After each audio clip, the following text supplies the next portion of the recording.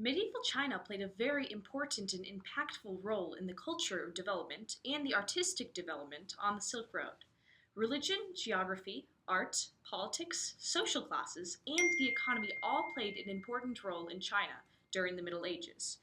Medieval China was the most influential civilization of their time because they were the leading innovators of the Silk Road, where their ideas spread very quickly across the Eastern Hemisphere.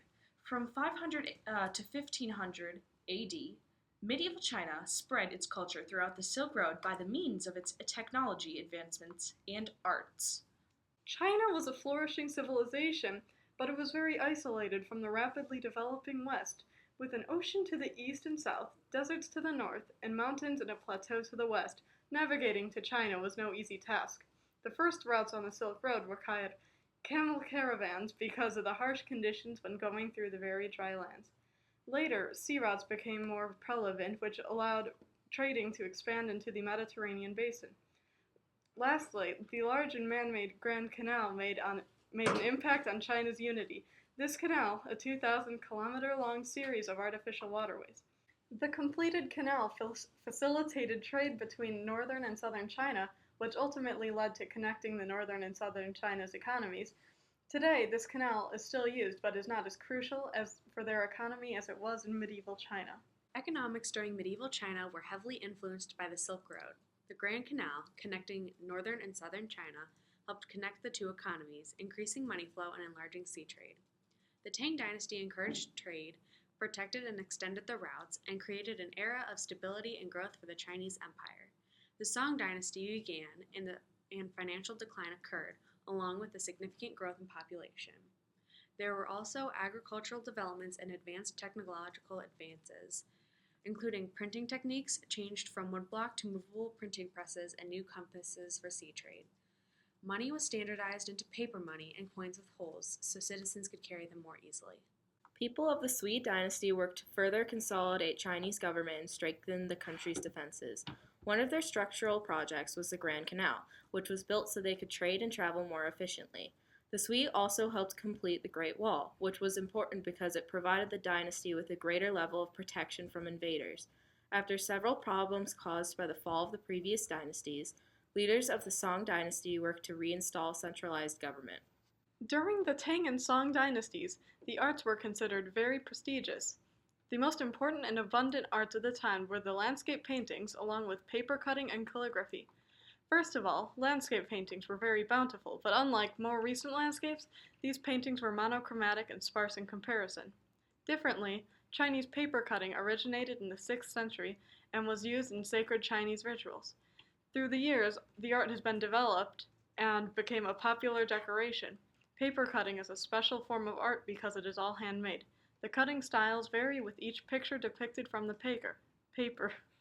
Separately, calligraphy was viewed as a window to a person's personality. In addition, a scholar's handwriting would be evaluated to determine what sort of stately position he should receive. The idea behind this evaluation was that writing revealed the person's values and moral fitness.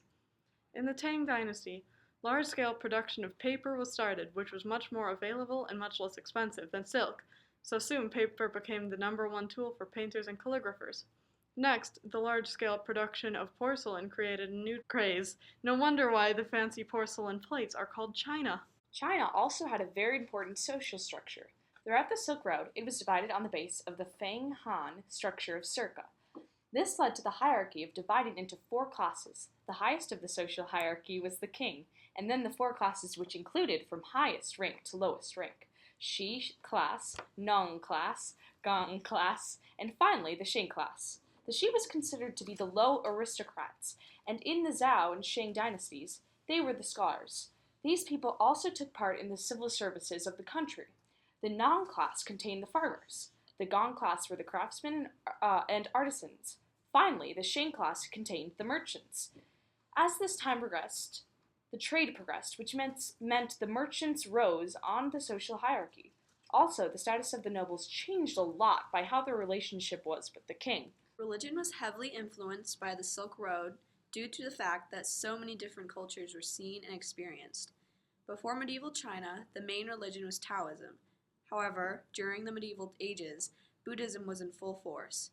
At the beginning of the century, in northern and southern dynasties, Buddhists and Taoists fought over which was the most important religion. By the end of 589 CE, the Buddhists and Taoists reached a compromise. After that, Buddhism flowed freely throughout China and took a hold of more and more of the population. By the Sui dynasty, Buddhism was in high power.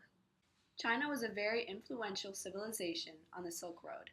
In medieval China, from the years 500 to 1500 AD, the most authoritative innovations, commodities, and religions of the Chinese impacted the Silk Road, and many of the items that were imported were luxury goods, which is a sure sign of a booming economy.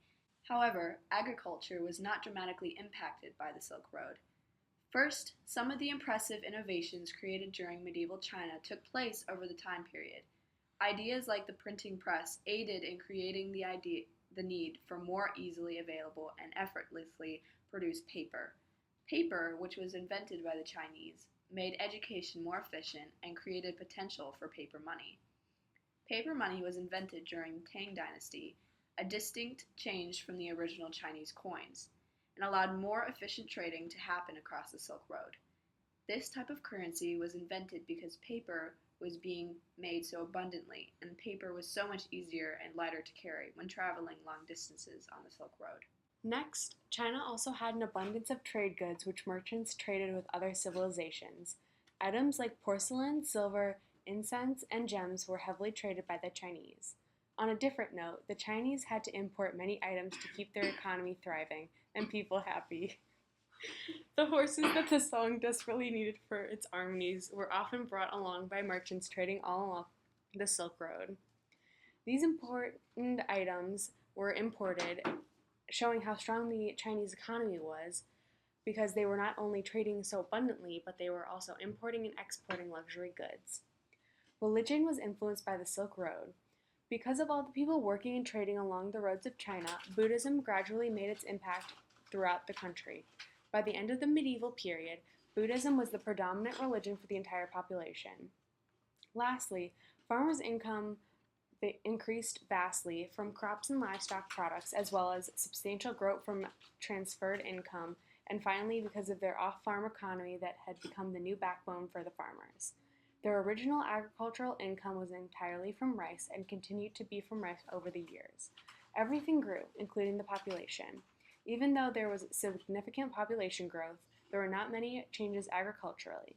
In conclusion, the Silk Road played a very strong and significant role in medieval China's economy and religions, but had no major effects on their agriculture.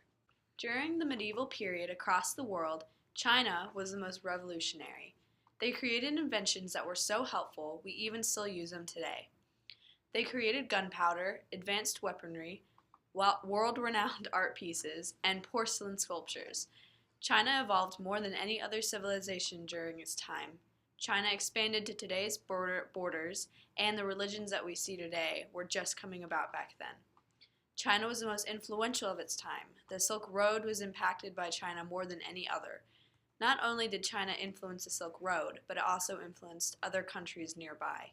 Chinese inventions like paper money, paper, and gunpowder were the most used across the world.